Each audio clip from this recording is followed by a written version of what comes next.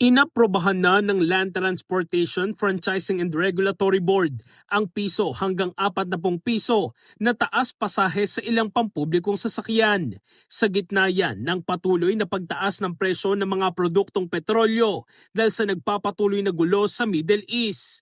Ayon sa LTFRB, epektibo ang fare hike simula ngayong Huwebes. It is one of the hardest decisions of the board. Ilang beses namin even though the difficulty here is that the price of fuel is so erratic in the sense that every week we see substantial, not just minimal changes but substantial changes.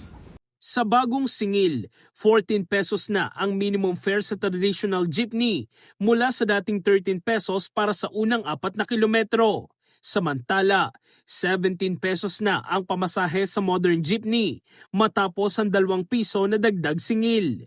May ipatutupad ding dagdag pasahe sa metro at provincial bus, airport taxi, transport network vehicle service at point-to-point buses. Pero sa kabila ng taas pasahe, sapat nga ba ito para sa mga tsoper? Maliit din ka na. Sipin mo, 4 na ikot kami. Palakin na natin. Puno, 20 ang laman.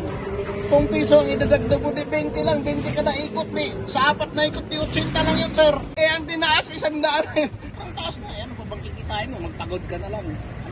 Dismayado ang ilang transport group sa inaprobahang pisong taas pasahe para sa mga traditional jeepney. Barya lamang daw ito at hindi sapat upang matugunan ang patuloy na pagtaas ng presyo ng produktong petrolyo. Hindi po kami humihingi ng barya. Hindi po kami humihingi ng isang pirasong kindi. Kasi po yung isang kindi halaga po ng piso. Paano po mabubuhay yung aming mga pamilya sa halagang piso? Kaya talagang sa laki ng taas at sa laki ng nawawalang kita, piso ang sagot ng gobyerno. Ang sa atin ay dapat yung nakabubuhay na kita, dapat ang iniisip ng ating pamahalaan. Sa social media post naman ng Manibela, daig pa raw nila ang nanlilimos sa gobyerno. Mas malaki pa raw ang kinikita ng ilang namamalimos na sumasabit sa kanilang mga jeepney kumpara sa kanilang mga driver. Depensa naman ng LTFRB. Pinagbigyan na nga ng piso. Kahit bumaba na ang presyo ng crudo at that time pinagbigyan in April 2023, that 1 peso was not withdrawn. At tuloy-tuloy pa rin ang kinabang ang transportasyon tungkol sa bagay na yan. So it's not a 1 peso increase, it's a 2 peso increase effectively. Kasi 12 pesos ang pinanggalingan ng aplikasyon. It's all documented. So saying it's 1 peso is not true. It's 2 pesos. We could have easily removed the provisional increase in 2023. But we did that.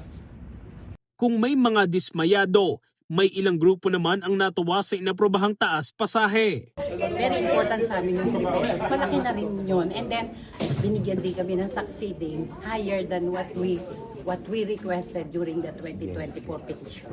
Ayon sa LTFRB, provisional pa lamang ang mga fare adjustment, ngunit inaasahang magiging permanente ito kapag nailabas na ang fare matrix.